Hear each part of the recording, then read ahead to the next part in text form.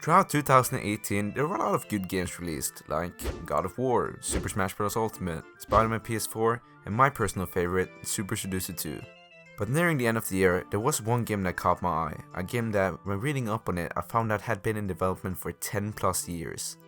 KENSHI is one of the more interesting games from last year, taking inspiration from everything from Japanese culture with samurais and katanas to post-apocalyptic monsters and worlds like that out of the Fallout series. It's a game where you can do almost anything you want, and you are mostly just limited to how much time and effort you the player is willing to put into it. On top of that, it's the first game I played in a while where it truly gives you a sense of freedom that can only be rivaled by that of the US of A. So join me here today folks as I take a look at KENSHI and we uncover why I think this game might be worth some of those sweet buckaroos you've been saving up.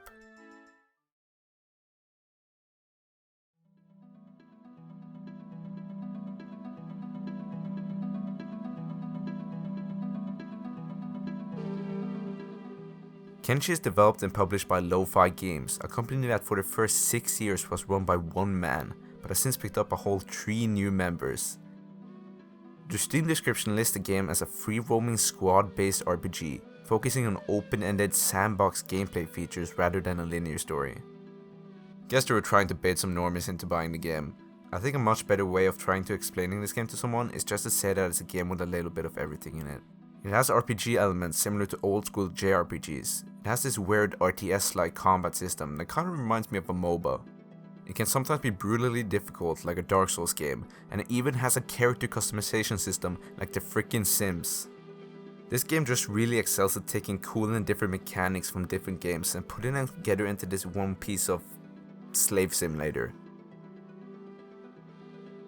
The main selling point of KENSHI is that you the player is not better than anyone else. So when you first start off, you feel like shit, you're weak, you have no loot, and you don't know where to go. But this is the beauty of KENSHI. Each time you play the game, you feel like you're getting better at it, learning where and how you can get some decent loot, figuring out how to manage your squad, and actually learning how to become a drug dealer. Yep, you can actually do that if you want. The game also lets you choose from different starting points, so if you don't want to start from scratch every time, you can choose a start where you have some companions, a little bit of money, or my personal favorite, guy with a dog. But if you really want to flex your massive ballsack and you want a real challenge, you can choose a harder starting point. For example, one where you're a slave that has to escape, or one where you're stranded in the middle of a desert missing an arm. These different starting points are a super nice feature and it really stops the game from getting repetitive. KENSHI also has a pretty big modding community, which I mainly use to add more quality of life features, like this one called Recruitable Prisoners, which, well, lets you recruit prisoners. But there are some new cool armor sets and other things that the mods let you add if you're into that. As for the story, I'm not really gonna dive too deep into it because it really isn't the focus of the game, and overall, I just really don't care for it to be honest.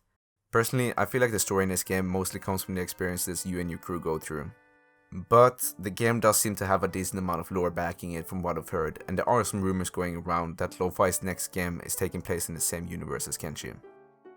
I feel like this is also a good point in the video to say that the developers have confirmed that they're not gonna add more to the game other than some bug fixes, and they're mostly focusing on their new game.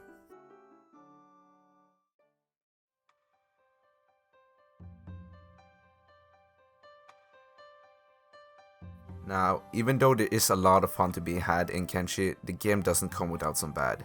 For one, the thing that is going to drive most people away are the graphics. They certainly aren't the best, and it really does look like a game that has been in development for over 10 years.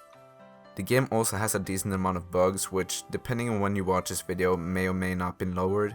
Most of these are pretty unnoticeable and don't impact the game, but there has been a few times where the game has crashed on me because of a bug. Other than that, the only thing that I can think of that might turn some people off the game is the difficulty. As I mentioned before, the game really doesn't hold your hand at any point, although you could install some mods to help you out a little. So overall, I would say if you're looking for a hard game with a lot of cool mechanics that you can also put a shit ton of time into, I would say KENSHI is for you. As long as you can get over the bad graphics and bugs, of course.